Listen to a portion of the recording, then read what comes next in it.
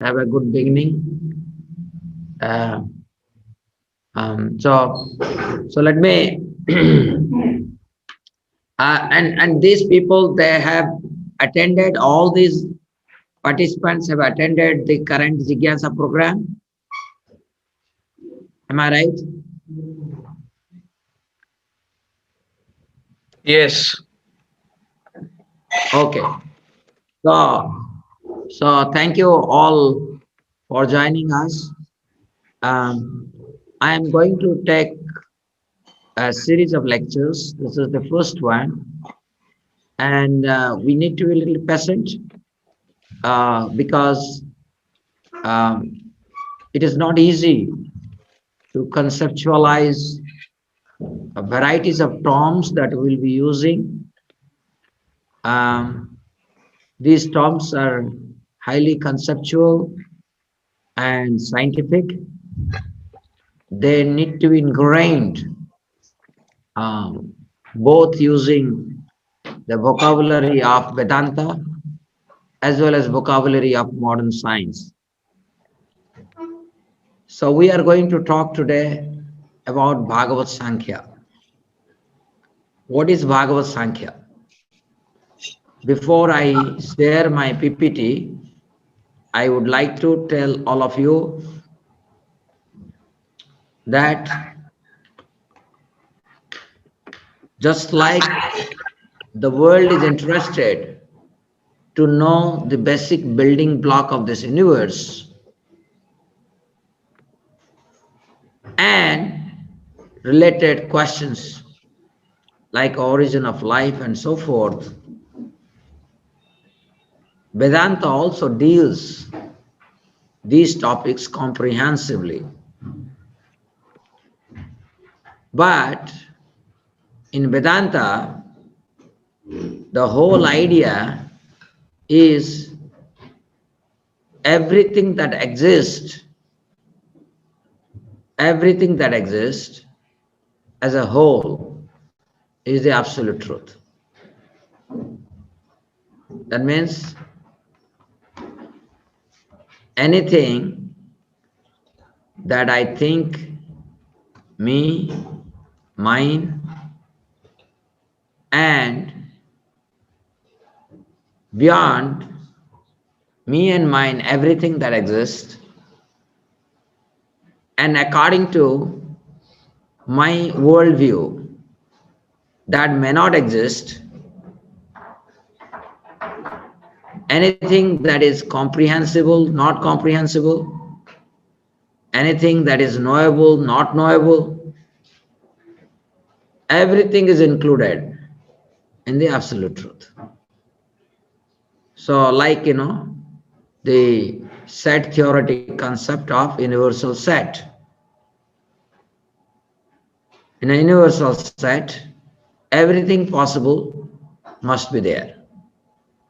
So that's the notion of absolute truth.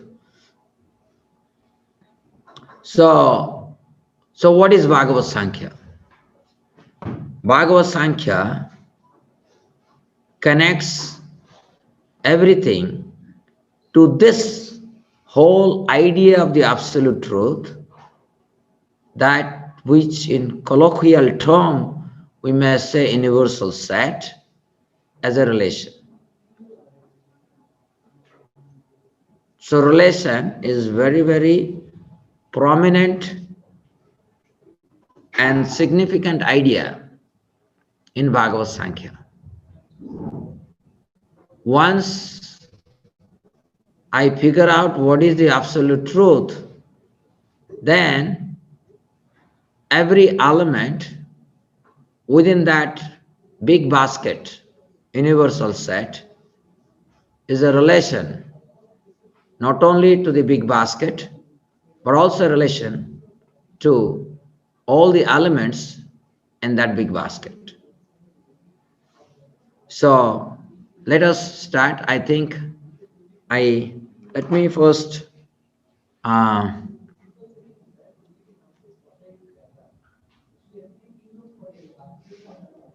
let me summarize. This is Ah, it is not shared? Okay. Sorry. Share screen. This one, right?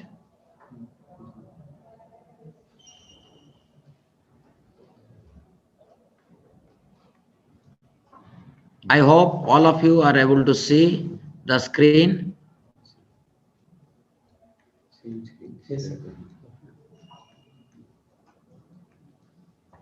Bhagavat Sankhya. Summary I said.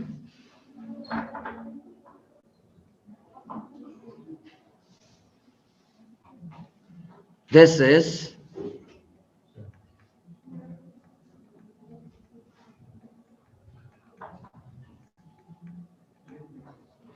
absolute truth.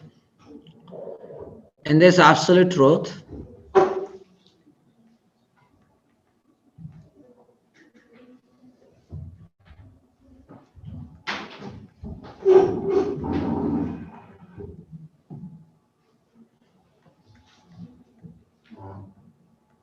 knowable,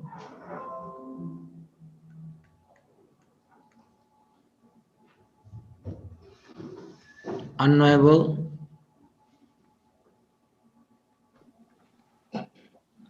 comprehensible,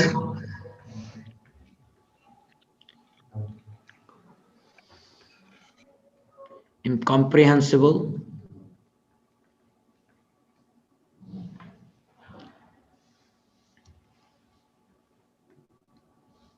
what happened?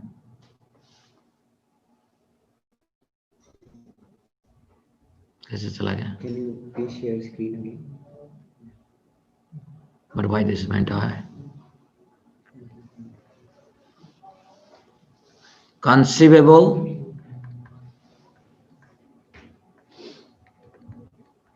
inconceivable. So basically, everything is included in this absolute truth. So absolute truth means I, mine, beyond I and mine, knowable, unknowable, comprehensible, incomprehensible, conceivable, inconceivable, absolute truth. Right? This also, for your easy digestion, I said it. This set is also described as God, Jiva, Kala, Prakriti, Karma, or action. The same thing. So this set is absolute truth. And in this, every element, any element, let's say X is an element. So X belonging to absolute truth is a relation to absolute truth as well as a relation to other elements. Okay, this is foundational. This is foundational to Bhagavat Sankhya. Bhagavat Sankhya means everything that I know, you know, all of us know, everything that none of us know,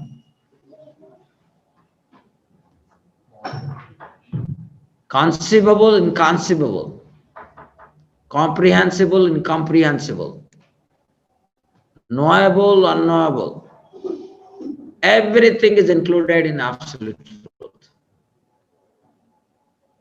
I hope you understood. So when we say God,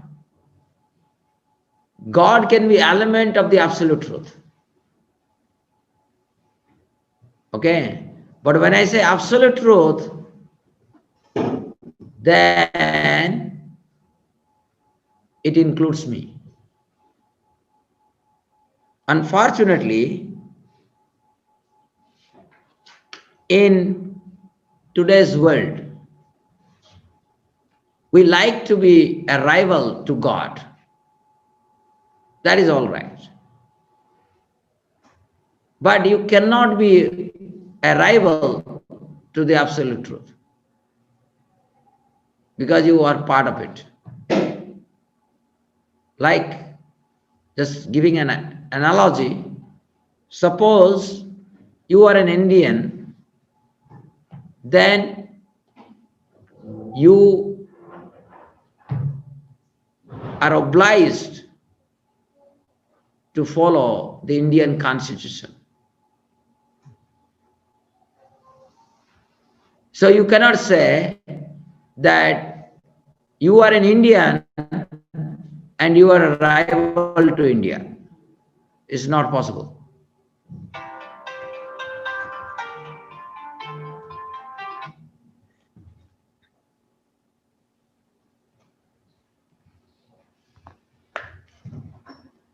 It is not possible. Because this is very important. Because in Indian tradition nowadays, particularly young population, when they say we talk about God, then what happens? Okay, he may be there, he may not be there. How does it matter? It has no connection to me, right? So the idea of God is not all inclusive, but idea of absolute truth is all inclusive. You are part of it, you are in relation to absolute truth, and we must know it. Is this point too clear to all of you here? Eh? Is that clear? Absolute truth and God? Okay. So when I say absolute truth, I'm part of it. And when I say God, you are not part of it. Right? So that's very important to know. So now I'll come out of this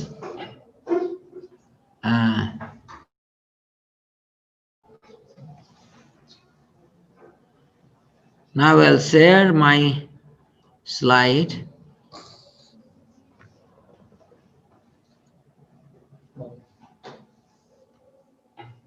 Okay.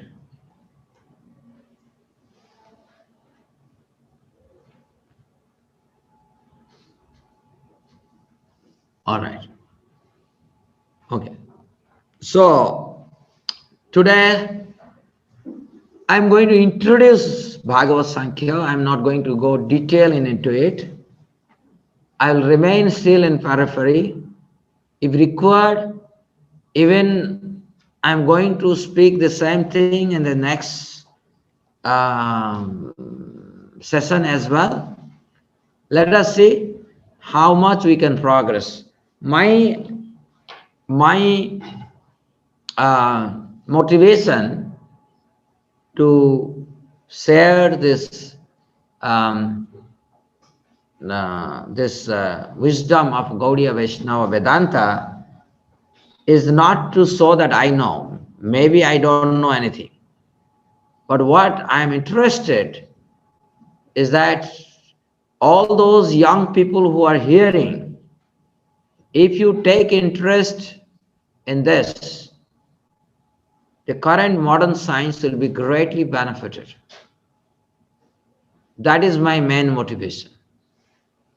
My main motivation is if each one of you will take interest in this, then we can make very fundamental contribution to the body of science.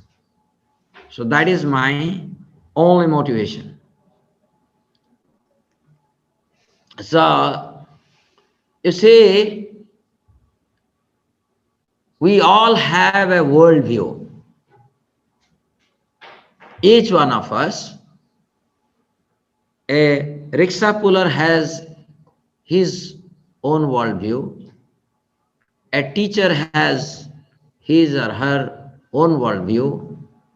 A student has his or her own worldview. We live within our world. And what happens when my worldview collides with your worldview? Then there is no peace. So you may say, I'm very advanced, and I may say, I'm very advanced, but our worldview are completely opposite to each other. So then it is going to collide very hard, extremely hard. Collision will take place. That is why scientific worldview must be a worldview which is concentric in nature. Okay? How is it possible? That is what I'm going to talk today. One of the objective of science, everybody, in Indian tradition, we say Om Santi, Santi, Santi. Right? So, peace, peace, peace. I have to be peace within myself.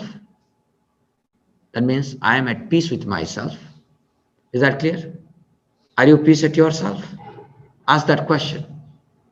If you are peace at with yourself, are you at peace with others? Answer that question. If that answer is right, then you have to ask this question. Are you at peace with everything that exists? Ultimately, the whole problem will boil down to this question. Am I at peace with the absolute truth? Remember that big basket. Okay, anything that you think that has not been covered is covered in that basket. That basket is very important for us to understand. Okay, so we are talking about that basket. Okay, and because that basket is a continuum whole, you cannot separate yourself. Never. That means that basket, the each element is a part of the whole, and the connection is very much like the finger connected to the body. This finger, without this finger, for example, if I don't have a thumb, many things I can't do, right? But without thumb, I still exist, right? So this kind of relationship is there within the basket. Within the basket, each element is a relation with the absolute truth, like finger to the whole body, right? So worldview. Now, you see, this I had covered in the Jigyasa, so I'm not going to talk a lot of things. So you see, when we see our environment, we see all variegatedness. And you cannot go and stand in front of what is happening. You cannot go and stand in front of uh, a tiger or a lion and say that I am part of this absolute truth, so also you. What will happen? Lion is going to eat you. Okay, so you also become part of the lion, right? So, so this is what uh, when I say worldview. From the lion's worldview, you are a mere food, eh? Like Chiranjit. You know how intelligible he may be. He has cracked IIT Kanpur. He's studying now second year, but when he goes in front of the lion, all his IIT study goes to naught. He is simply a food for the lion. Is that clear?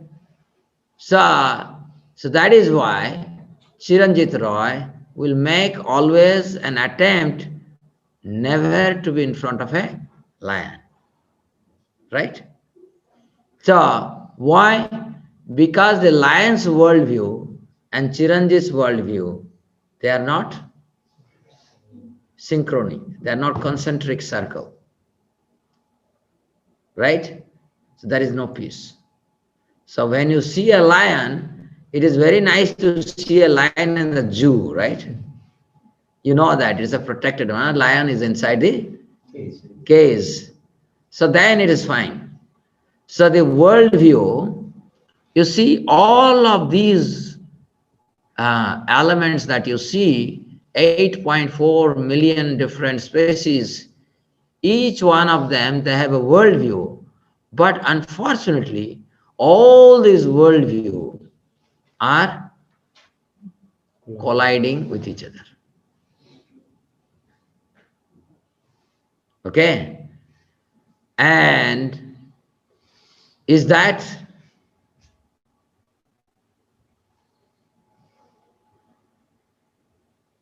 are we happy with this? Okay? Certainly we are not happy this arrangement, right? So question is, if everyone has to exist, then this worldview is wrong. So by this worldview, ultimately one would survive, others will be destroyed.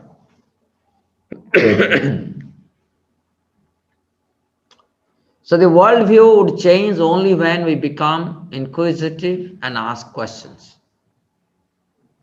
So if you go to a jungle, in jungle, nobody would ask this question. In jungle, a tiger would eat deer, deer would eat grass, and there is a food chain. And you may try to make some nice mathematical model saying how this food chain is creating an equilibrium ecosystem within the jungle. Okay.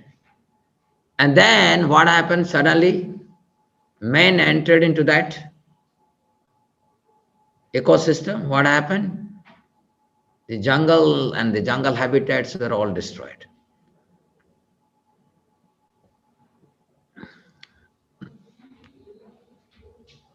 Because men also started behaving like animals. So the question that we must ask is, should I allow myself just to be part of these loggerheads of worldviews? That I have my one worldview, your one worldview, and let's allow this to continue. Right? The other is, no, this is futile. Such a lifestyle is futile because the moment lion eats me, gone. I'm finished. Okay? So just think about it. So the questioning process brings out different creative nature. So what happens? You see that the other species, their worldview is rigid. You cannot make a lion vegetarian. Can you make it? You can't make. Okay? So their worldview is rigid. But the worldview of a man is flexible. Because man is endowed, or human is endowed with a cognitive ability that is inquisitive about the nature of the truth. So, it is the nature of truth, that inquisitiveness or jigyasa, that brings out this. That's why we are here, right? We are here because as human, we are inquisitive of the nature of the truth. There are people seeing the deadly jungle where one ferocious animal is attacking another ferocious animal, and there is a continuous race within the jungle. If you accept that as a truth, then you will also become one of that nature. And that can lead to great cacophony and raucous within the society, and that is why human civilization is different, and human civilization is meant to understand athatva brahma jigyasa. So we need to be philosophically, artistically, scientifically creative, such that we can hope that we can have a common worldview. So Bhagavat Sankhya takes us towards this common worldview. That's it. So Bhagavat Sankhya drives us to a common worldview. Okay. We have told about this current worldview in modern science. Here, energy is most fundamental. Energy cannot be created, cannot be destroyed. Okay, and today I'm not going to talk a lot about it. This I'm going to cover later. But you see, I remember that big basket I said, what if? Everything is within God and is a relation with God. Because within scientific paradigm, when we talk about energy, only energy, there is certain issue with that. Because there also we see all forms of manifestations are a relation with the primordial energy. But there is certain issue with that. I'm going to discuss later session. But worldview is changing, because for an ant is important, for a lion is important, for a human is important. But if I say it is absolute truth as a whole is important, and everything else is a relationship with it, that absolute truth. When I say here God, it means absolute truth here, right? So this is what is Bhagavata Sankhya, right? So now let us go to the Bhagavad Sankhya, science of relation. Bhagavad Sankhya is science of relation. And because we don't want to be related, isn't it? The whole idea, earlier time, we all used to have Indian society, even Western society, literally all society used to have a joint family system. joint family. Everybody wanted to be part of one family. But as the scientific knowledge, contemporary scientific knowledge percolated, then we all started becoming more self-centered, and even two people don't want to stay together. Okay, so what is the reason? That we didn't give emphasis on relationship. Okay, relationship was of primacy in the Bhagavat Sankhya worldview. Rather, we started studying entities ontologically in terms of everybody's free bird, independent. Chiranjit Roy thinks he is independent, an ant thinks he is independent. And imagine every atom they start thinking like independent. Even you won't see this. You see, this glass of water that you are seeing, this will not exist if every atom would start thinking they are all independent. Just try to understand this. What a dangerous philosophy is this. Okay, so instead of, I remember I had a colleague. He is a very senior colleague to me. He's a distinguished scientist in India. He's retired now. And I think 4 or 5 years ago, I had invited him to IIT Kanpur. And so in our discussion, he was telling that in India, everybody thinks he's a leader. This professor was telling me, here everybody thinks that I am a leader. Okay. And he was telling that in China, everybody thinks, who's my leader? And that made the big difference between what we are and what China is. Okay. But, this is, I'm narrating this thing in a lighter note, and it has a meaning. Because once, suppose there is a family, and that family, if you understand yourself as a relation, then you will do great contribution to the family. But the moment you say you have full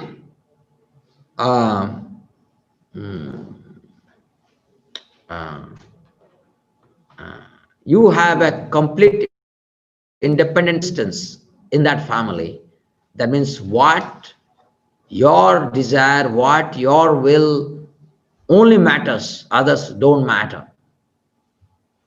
When you pursue that kind of idea, that means you are complete within yourself. Right? That's the idea, right? When I say, oh, I am, that's why I am. Whatever I think, that should be happen. So this very idea that I am exclusively, independently existent, and pursuance to that ideology, my action would cause havoc in that family, and that family will be immediately disintegrated. So science of relation only,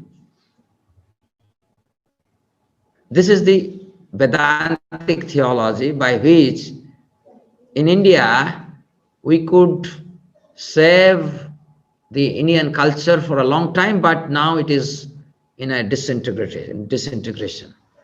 But science also plays a role. Let me now talk about, we describe the world because the world is indescribable. You may try to describe the world in terms of some independent elements, You can try to describe the world as one independent element. You may try to describe the world as three independent elements. It all depends how you want to describe the world. Like we saw in science, we try to describe the world in terms of periodic table, in terms of some 120 odd elements, and we failed, so we gave up that idea. Then we started to describe the world in terms of one electron, two quarks, that also failed. Then we are very much addicted to the standard model where the uh, the world is described in terms of quantum field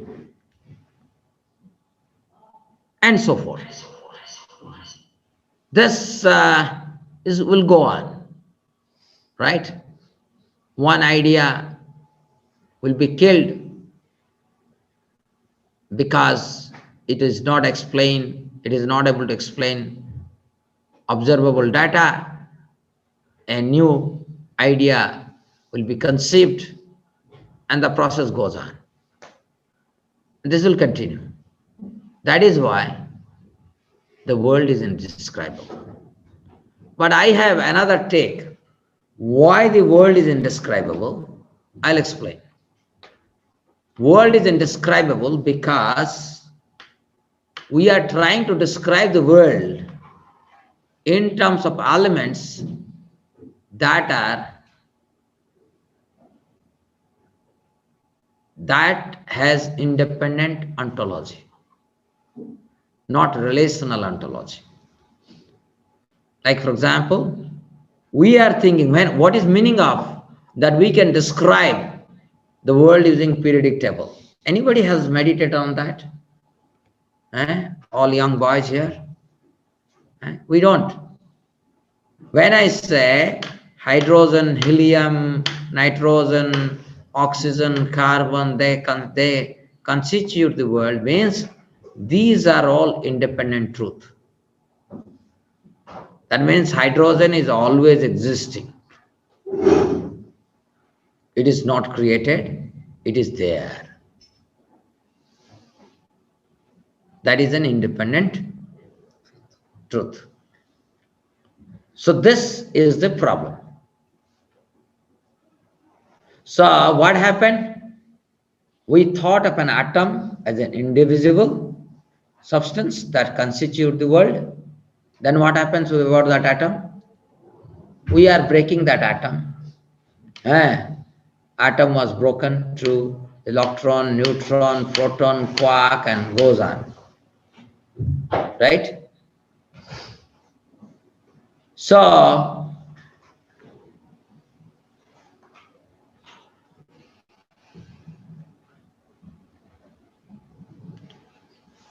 similarly, a cell. So we have not been able to describe an atom, and this is going on. We are not able to even describe a cell. Many times I have explained this. One cell, our body consists of approximately 120 trillion cells according to modern biological scientists. And this cell, how we study? We take a microscope and we see the morphology of the cell. And from the morphology, we try to find out the actions of the cell. How cell creates, cell duplicates itself, how cell dies. So many things we study. But you say, when you see a cell using a microscope, that microscope has certain power. A microscope, suppose, has a magnifying power of 10 to the power 7. You see a certain morphology of the cell.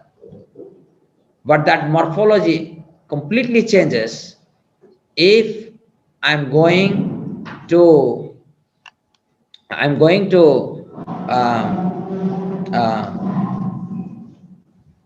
change the magnifying power from 10 to the power 7 to 10 to the power 10, let's say. When 10 to the power 10 will become 10 to the power 15, you have an entirely different magnifying power. And recently I was taking a flight to Dehradun from Lucknow, and I had a window seat. At some point of time, when I looked outside the window seat, I saw these huge, the mountains with this snow glacier, right? These are covered by white snow, so something like this,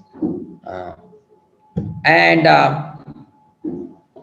and it all appeared, something hanging, because I'm very far. Eh? And then suddenly the pilot described that we are about to land. So it started landing. Then I saw far those Himalayan ranges are visible with snow top. And then when I looked down, I saw the mountains, and it appeared those mountains are having barren top, some brownish color, right? And then when it went further down, I saw these mountains have a top, and these tops have big, big villages. Then after reaching Dehradun, I asked these Pahadi people that, do you all live on the hilltop only? And they said, yes. Nobody lives on the ramp of the hill. Everybody lives on the hilltop. But when you are very up, because you are not able to see, you don't see it. When you came down, you are seeing the totality. So when you are very far, what was appearing like a barren top, brownish, okay, when you came so close, you saw there are houses, there are cows, there are people, there are vehicles, all details. So now the point is exactly same thing with the cell. You go on increasing the magnifying power. Manish Yadav, can you wash your head? So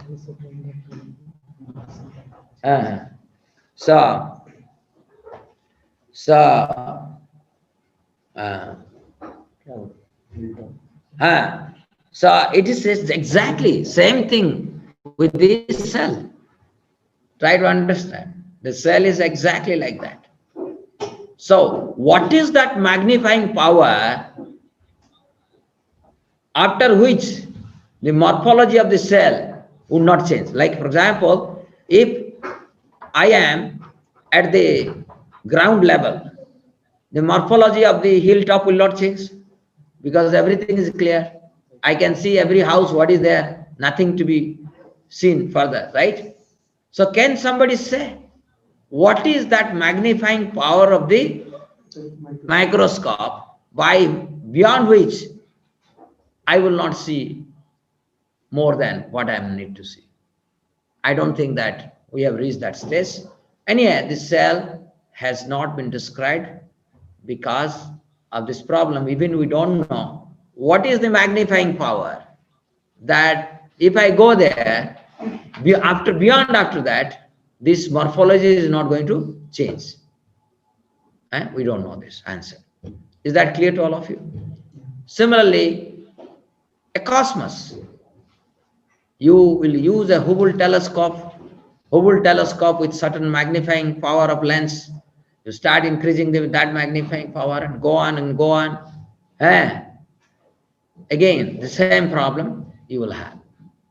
So what has happened, the current approach in science is the approach is faulty because we are trying to describe things in terms of elements They are independent, not related. That means very impersonal view of the universe. The whole approach of modern science is to get an impersonal view of the universe. Everything is related to each other, right? So, what can we understand is the relation with the source. What is the problem here? Like this table. This table is made of wood. This wood comes from a tree. Okay. The tree has a relationship with the absolute truth. But if I am trying to explain this table, independent of the wood, independent of the tree, independent of the its relation, I'm going to have a problem. Like, for example, I always give this example. Each one of you have three memory system. Like Tanishq here. Tanishq, according to Gaudiya Vedanta theology, Tanishq was having another dress in his previous birth, maybe a human dress he was wearing. We don't know. Maybe he was wearing an animal dress. Okay, but it is for sure that he had already put on many human dresses, right? Different culture, different dresses, different countries, different universes also. Also, he has put on dresses of different trees, aquatics. So he is carrying lot of memory from there.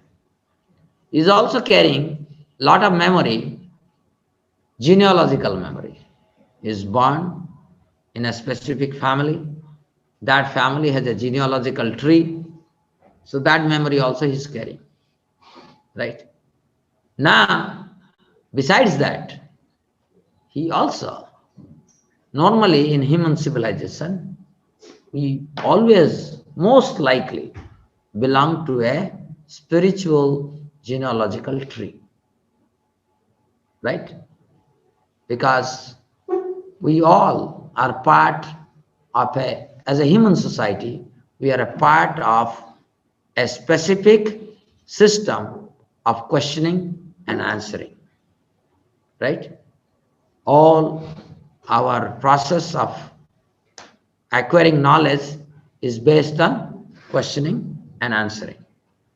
So, source matters. That means when I'm producing light by burning wood, that light has a connection with the wood. When I produce light by coal, burning coal, that has again connection with that source. When I'm producing light from electricity, that has another relation. Okay. And when light is coming from sun, that is another relation. Light is coming from moon, another relation. And this has been exploited in Ayurveda. In Ayurveda, all medicines must be manufactured on the Purnima day. Because Krishna says, no, what is the verse? Gam avishya bhutani dharayami aham ojasa pushnami ausadhi sarva soma bhutva rasatmaka. Soma bhutva rasatmaka. Right? It is the light of the moon that पूरा video आएगा आपका इसमें, पूरा video आएगा, क्या पूरा video से आपको पूरा वीडियो क्यों कर रहे हो? सही एक्सप्लेन करना अच्छा नहीं। अरे क्या कर रहे हो तुम?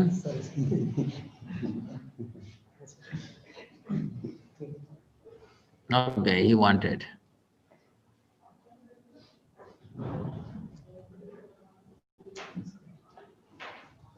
Okay, so you say all our vegetation, all our vegetation, medicinal herbs are the effect of moonlight. That means in modern science, now you can see now where the modern science is wrong. For a modern science, light from the moon, sun, light from the coal or wood, no distinction. Okay? So source matters. Source matters. In Gaudiya Vaishnava Vedanta, suppose I cook and my idea of cooking is that everything has come from Krishna, and hence this food attains its original state in terms of Krishna when I prepare that food.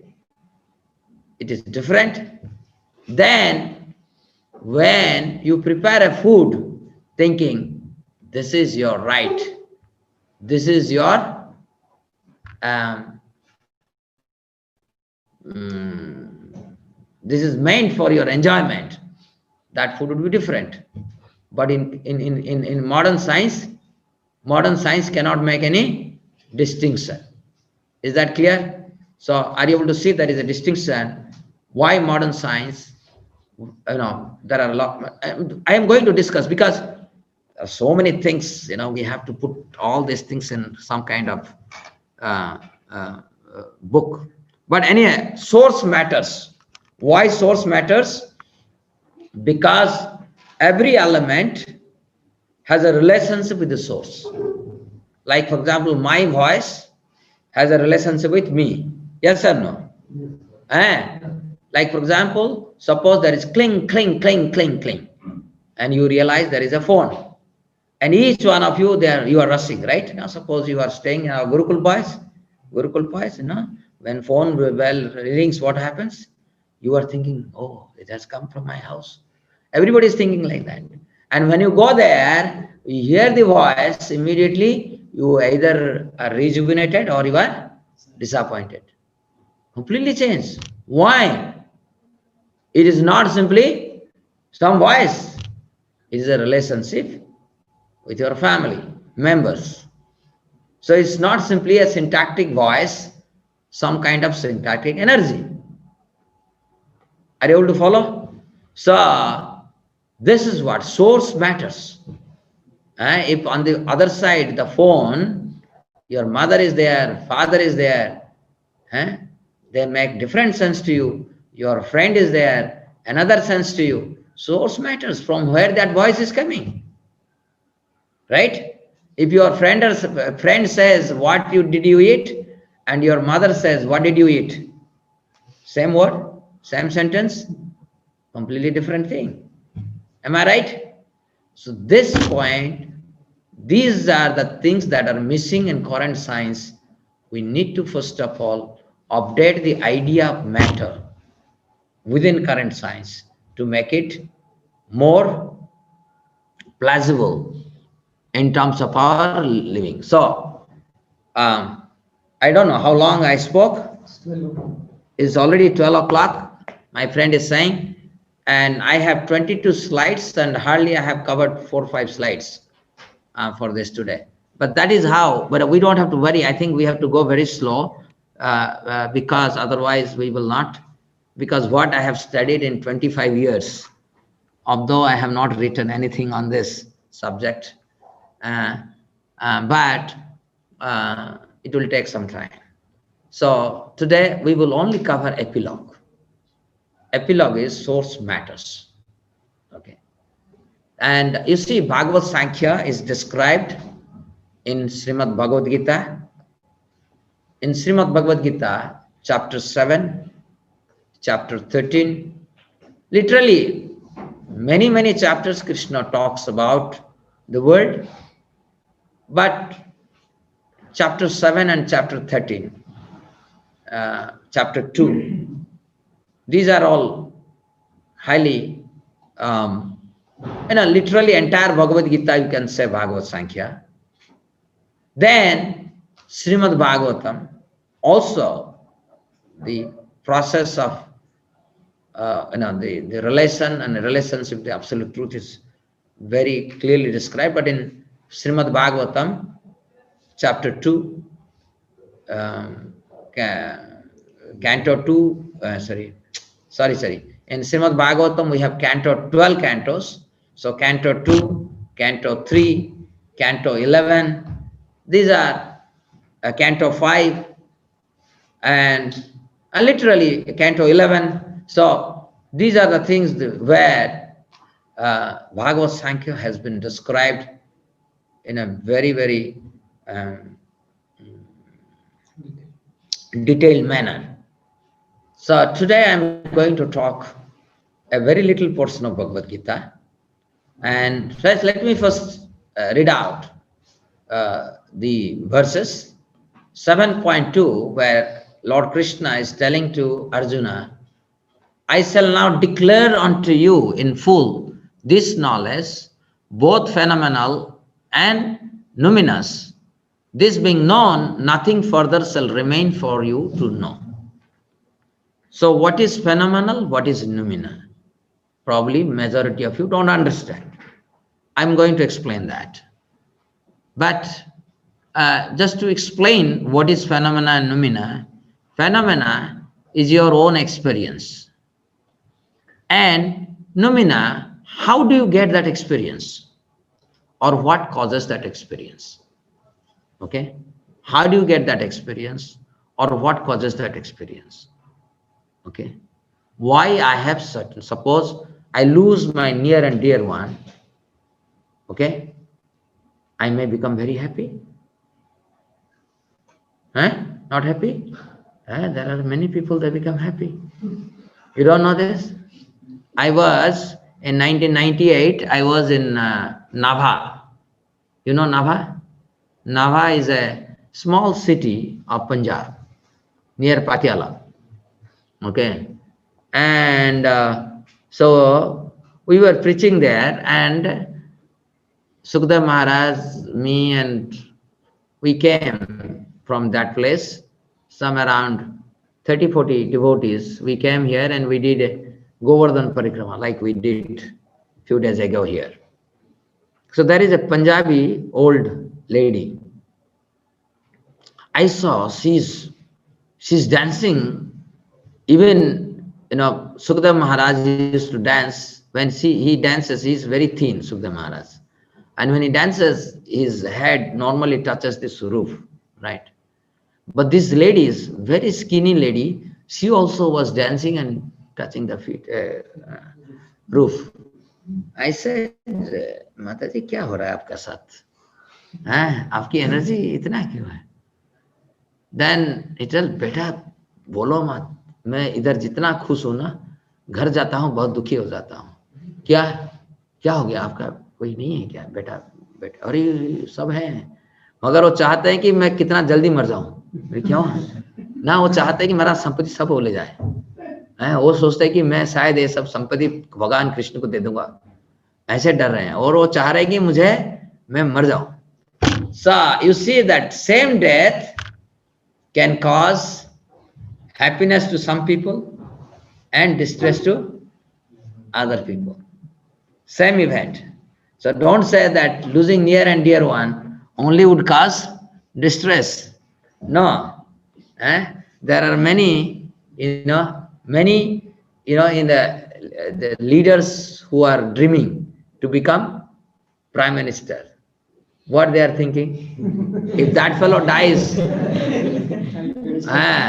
so one rival is gone from the battlefield. And everybody wants to be undisputed leader. So my dear friend, you see the point, I made this a little lighter, but the point here is there is an experience that we have, and that experience must be explained why that experience happened, right? Scientifically. So So all our experiences are caused by the 7.4 talks about the first level of noumena. That is earth, water, fire, air, ether, mind, intelligence, and false ego. Okay. So they constitute my material experience. Krishna is very unequivocally stating earth, water, air, fire, ether, mind, intelligence, and false ego. These 8 elements, they make up my material experience. That's why he says separated energy. Okay. Material experience. And then he's telling in the next verse, beside this, O mighty armed Arjuna, there is another superior energy of mind which comprises the living entities who are exploiting the resources of this material inferior nature. Okay. So if there is only one category of experience, that's all right. But we have variegated experience. That is because, same material event, all of us have different experience, right? Like suppose in front of here, there is a pizza, right? If I keep pizza. So most likely, maybe some Gurukul boys will be very elated. Certainly, I will not be elated. I'm already old. My pizza days are gone, right?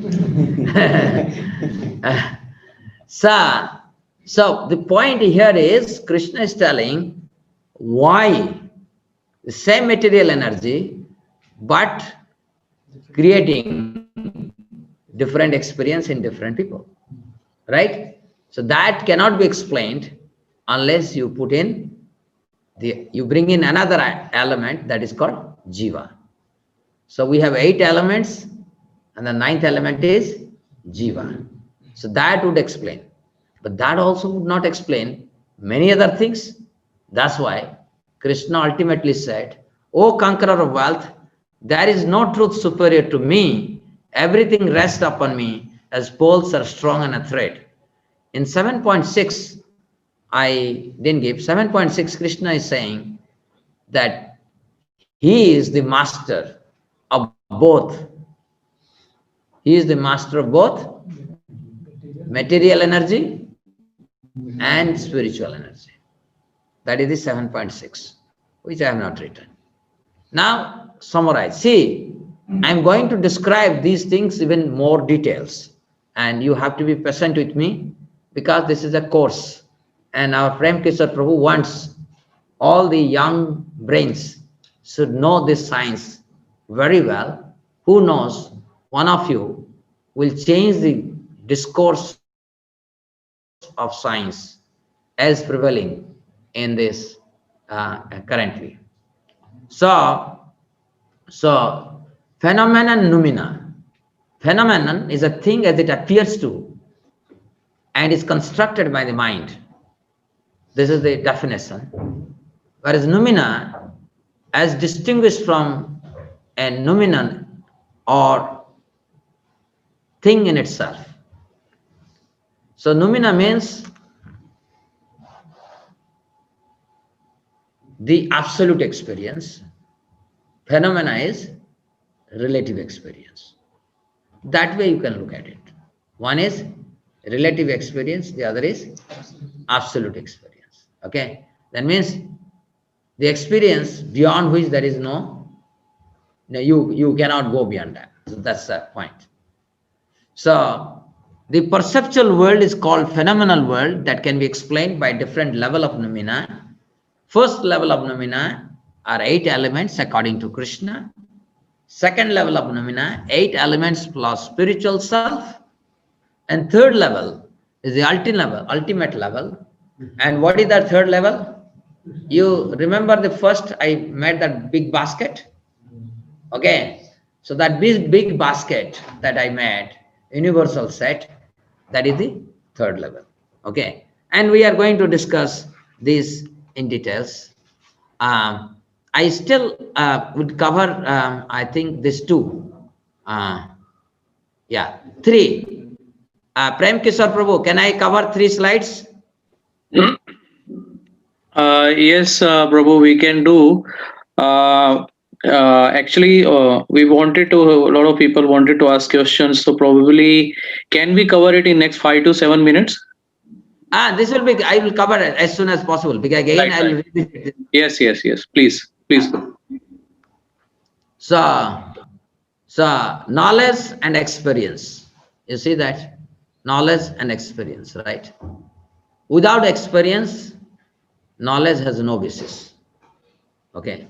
So that's why when we say knowledge, it must be experiential knowledge, right? Everything that I possess is only an experience, right? You see a rasgulla. Suppose you have never eaten, will not be attracted. But once you have eaten, what will happen? If it tests you, you will be always attracted. Okay. Similarly, suppose you have not studied chemistry, but once you studied chemistry, you felt it is very boring. Will you ever go and study it? No. Yes or no? Suppose, you know, uh, uh, so basically, everything is an experience, isn't it? Like you see that uh, I this house. Where is this house? Suppose our Tanis could say, "This is my house." What is meaning of that? Let us understand this. What is meaning of this is my house? Is this house inside your brain? Inside your cell? Where is the house? In which he lives. But what is that house? So, when I said this is, you say it is my house, no? So when you say my wallet, means your wallet is inside your pocket. Right? So where is your house? So when you say this is my house, the house that you are referring is not your house. Try to understand this. Suppose earthquake comes, you say my house, after earthquake, hey, where is my house? Gone, gone. Right? You said this is my house, flood comes, sweat away. Is that your house? You say, where is my house? In 1982, I was studying in Ravisa College, and there was a big flood. I think one of the biggest flood. I think in Odisha, we have not seen a flood after that, 1982. Okay. So after flood, we were, because we are in that time, Ravisa College means #1 college. So the students are very, their heads were touching all skies. So if they go out, do something, means everybody notices. So we used to go do this food packet distribution, blanket distribution, dress distribution, right? So when you used to go to Jagatsinghpur area and all those areas, people would say, this was a big house, a big village, nothing is there. Nothing, only one big concrete pandal somewhere is just there, and that's where we will distribute food packets. Okay, so it's not there. So this so-called my house is simply an experience. Okay, I am experiencing, I'm having an house. It is like you experienced in your dream that you are traveling in outer space. After dream is over, it's gone. So it's an experience. You say, I have a degree, right? I have a degree, right? When I die, where is that degree? So I have an experience that I have a degree. And when time forces me to put on a dress of a dog, what will happen? I will say this is my degree. Eh? What is that degree meant to a dog? Eh? So a dog will not have any experience about that degree. You understand? So everything is simply a matter of experience. Your car, your bank balance, your degree, your nationality, your caste, your creed, your gender is only an experience. Is that clear? You only possess an experience, nothing beyond this. This is very important. Found our Gaudiya Vaishnava theology, any philosophical tradition for that matter, this is very clear. Without experience, there is no, everything is only a matter of experience. Without experience, there is no significance to the knowledge. Okay? So all our actions are motivated to have a particular type of experience. Okay? You are born with a certain nature, and that nature requires certain kind of experience, and you are looking for that experience. You are very passionate, your experience is to experience power. Okay? You are in mode of goodness, your experience to experience wisdom. Okay? You are attracted to that. So this is how it is. So finally, it is experiential knowledge that makes a person wise. Okay? So, okay. And this, all of you, at least here, all of you know, I talked yesterday, Tanmatra, this is the world of experience. So we talked about experience. Again, experience is a subtle things. Everybody understood? Experience is a subtle thing. It is not a gross thing, right? House is a gross thing. But the idea is that this is my house is a subtle idea. It's an experience. So experience is subtle.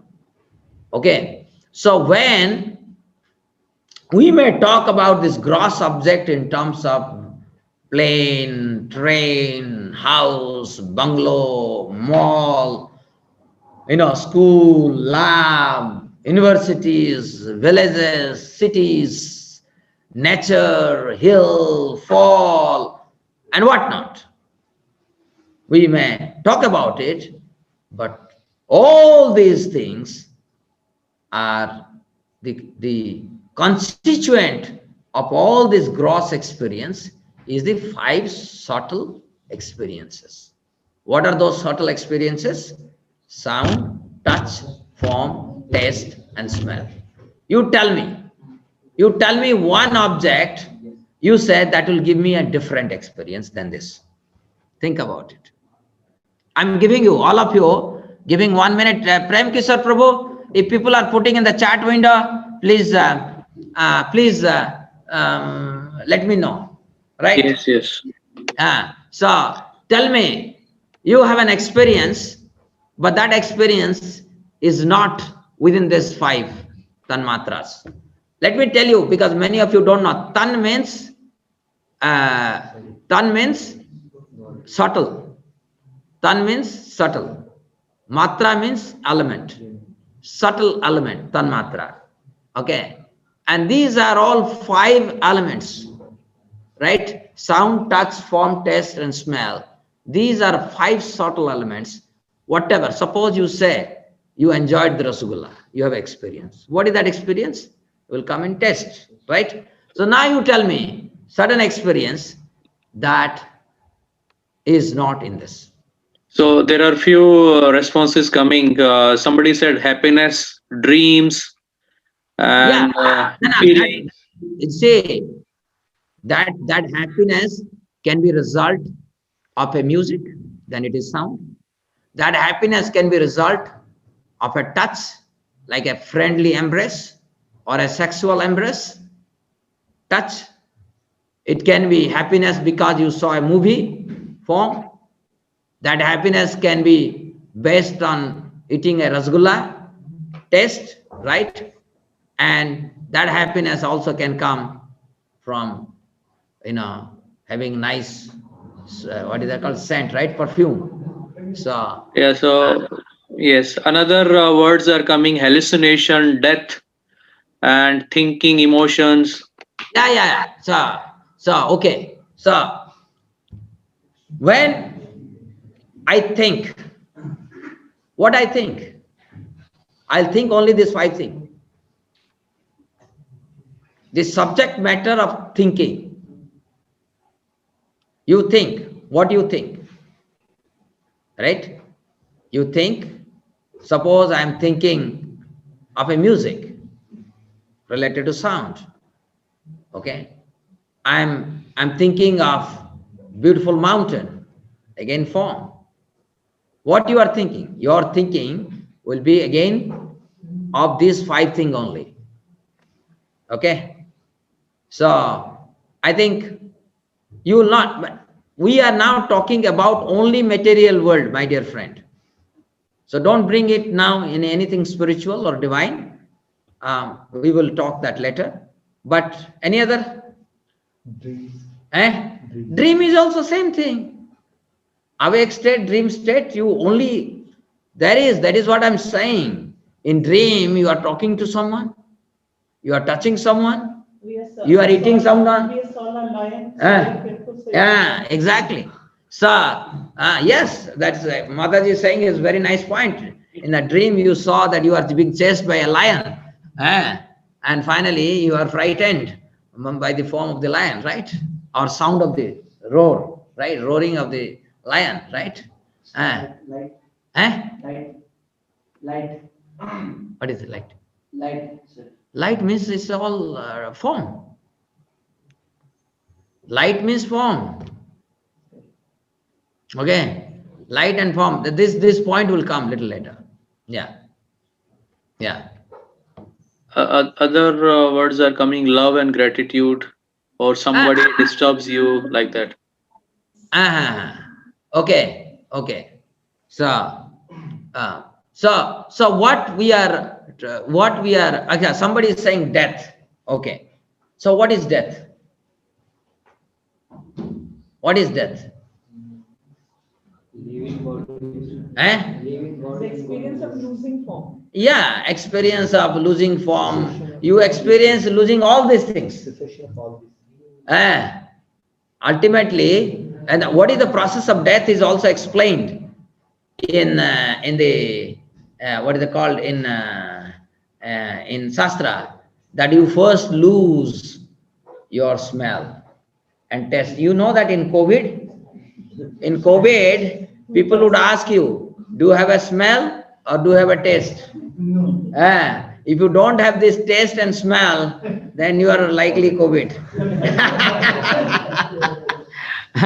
So it's a dangerous situation. Okay, so we will talk more about it, and we'll talk more about this. I will now. Okay, so I think I will not I will stop here because to describe the Sankhya elements, and then next Sunday I'm going to talk about space, and I will talk about Sankhya elements and space. This will be very deep. So please join next Sunday. Now I will take some questions. Okay. Thank you, Broji. So we have a good number of people listening to you since more than an hour. Now it is 105. So we thank all the participants for their wonderful participation. So there are few questions. Before going to the questions, I request some of the audience has their name like 608 or some code words. So I would request them to write their actual name so that we can contact you later on for further informations on the forthcoming topics. So this was one thing. Okay, so coming to the questions, I will start from the. Okay, so there is a question uh, from Abhishek Johari. where the memories from past life is stored in humans. Is there any revelations in Vedanta on this? Very good question.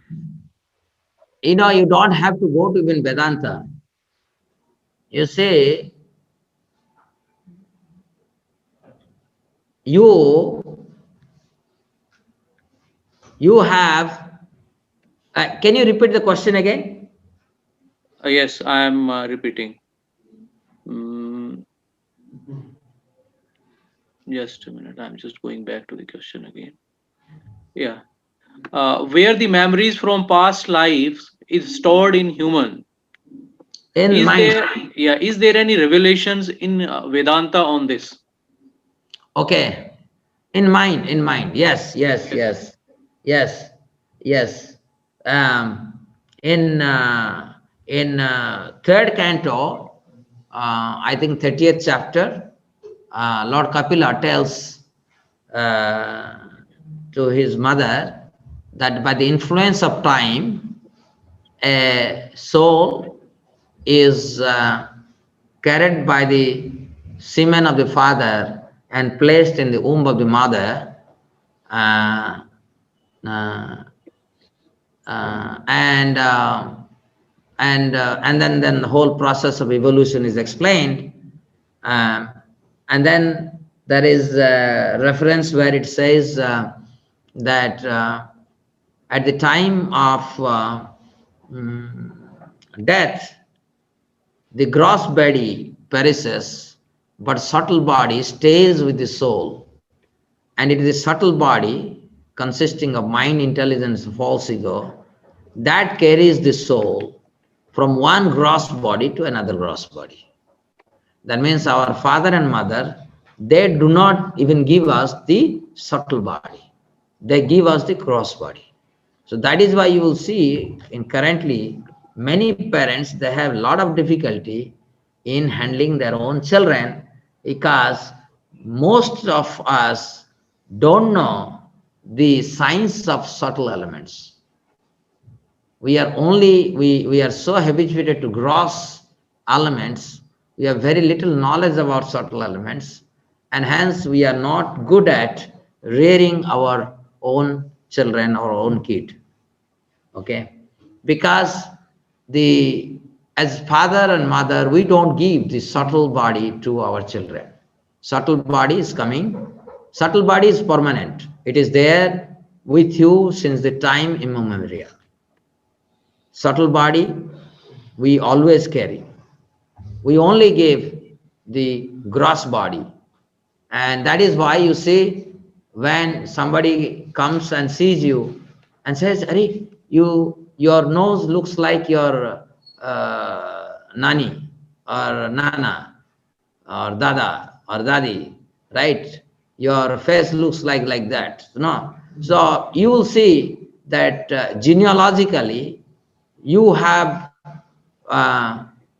carried certain memory. In fact, our gross body is the memory coming from our genealogy, parental genealogy, whereas our karmic memory, because we have taken many birth, so karmic memory is stored in mind, intelligence, and false ego. Okay. So the next question coming is everything this question has come from Dr. Amrapali. Is everything that we are experiencing just a dream first? And if it is just a dream, why does it seem so long and so consistent? Why does it seem so real? Okay, very good question, Dr. Saab. Thank you very much. Uh, Everything is a dream. Everything is a dream. It's correct. Sometimes you see a dream, and that dream might have lasted, according to physical time, 5 minutes. But in dream, you feel like it has taken ages. Have you experienced that?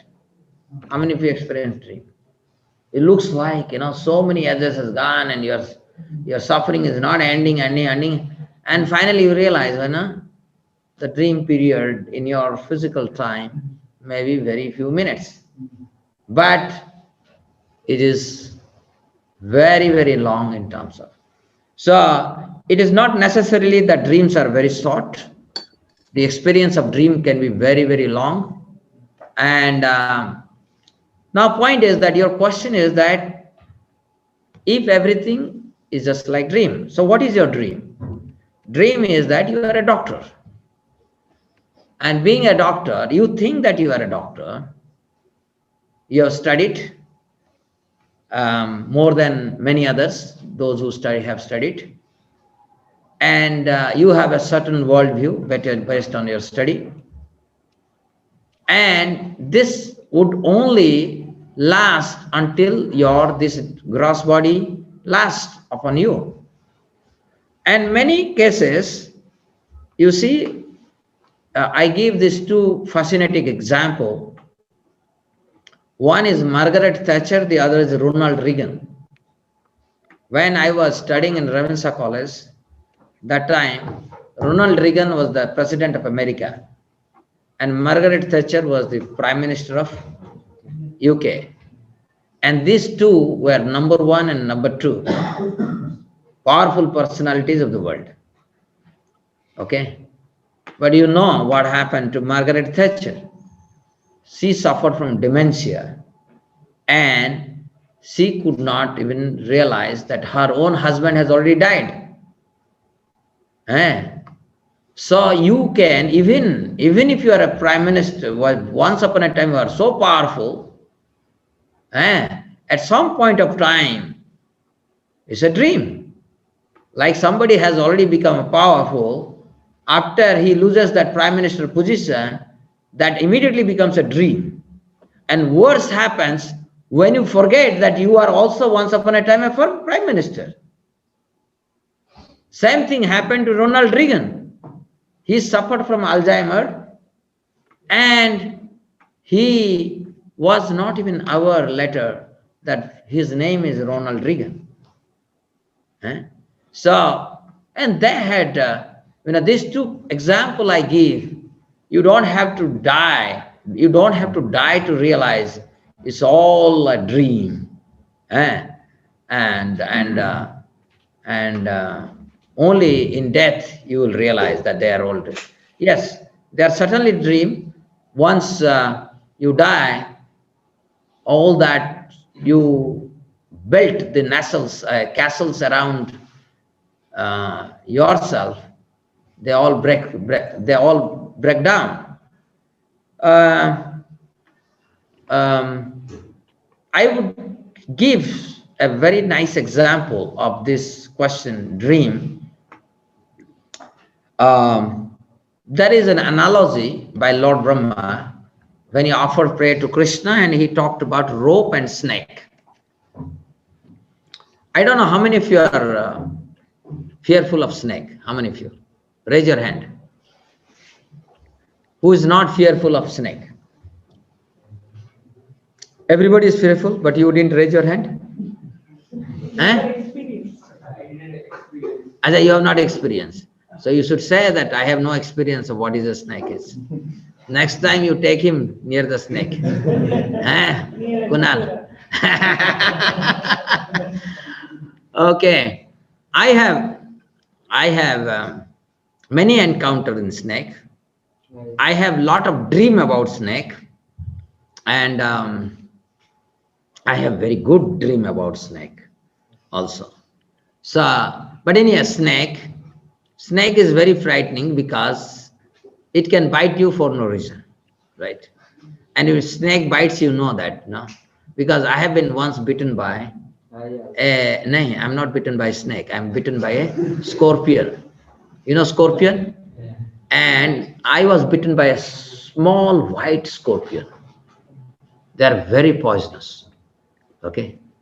And once I was bitten, almost 24 hours I suffered from that poisonous effect. Even doctor gave me many evil injection to make me sleep. Okay? Immediately after half an hour, again I will start feeling the pain. Right? So it's really It's a, one should not get such a, but anyhow, these are all. So what is snake and rope? The snake is compared with this world, because in this world you want to create your own dream. So that dream, any dream you build, that dream is a cause of anxiety, depression, distress, whatnot. It's like a snake. Okay. Suppose you are walking, you saw a rope, you took it for a snake. Internally, what is happening? Heartbeat is increasing. You are perspiring. You are feeling a imminent danger. But when you realize this is a rope, what happens? You become very normal, peaceful, super zero. Correct? So Lord Brahma is saying that rope is the path of enlightenment. Okay. So we are always encountering or building an experience like snake on only when we look at a rope. Rope is compared with a enlightenment, because what rope does, rope makes you peaceful. What can make you peaceful? Your real nature. This is what is Bhagavat Sankhya. Bhagavat Sankhya is taking us towards our real nature. This is what we will learn from this course. Am I clear, Dr. Amrapali?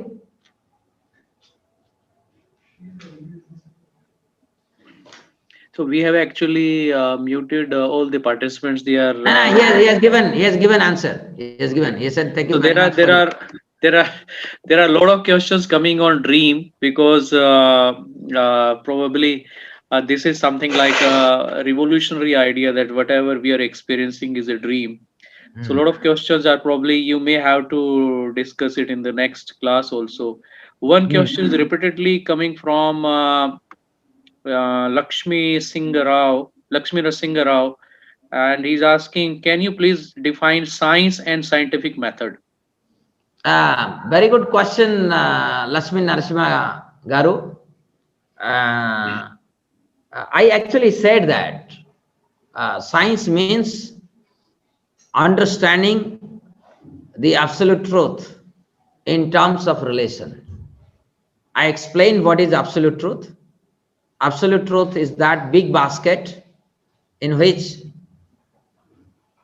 you, whatever is yours, whatever is beyond you and beyond yours, whatever your comprehension, what is incomprehensible, whatever conceivable and whatever is inconceivable, whatever is knowable and whatever is not knowable, everything that you can talk about, what is conscious, what is not conscious, what is matter, what is spirit, everything you put in that basket, whatever weird idea or not weird idea, everything is there in that big basket. And that is called the superset, called absolute truth. In that absolute truth, everything is an element, including yourself, me, each one of us, each object. This object also I am going to discuss tomorrow, next class.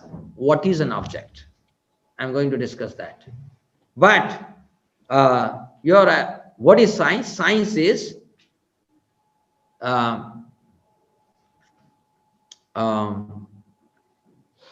to unravel the mystery of this super basket.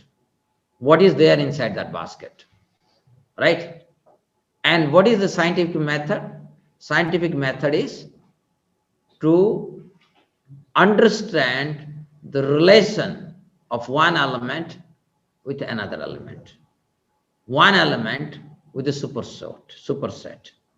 The principal science is or the ultimate science is my relationship with that superset. Okay, because you as an individual, you must be aware what is your relationship with that absolute truth. Okay, so that is actually science. So science is a holistic relationship with every element with its source. That is a precise definition.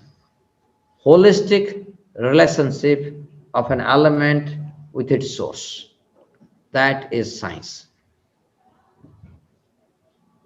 Okay. So And a scientific method is cultivation of that relationship.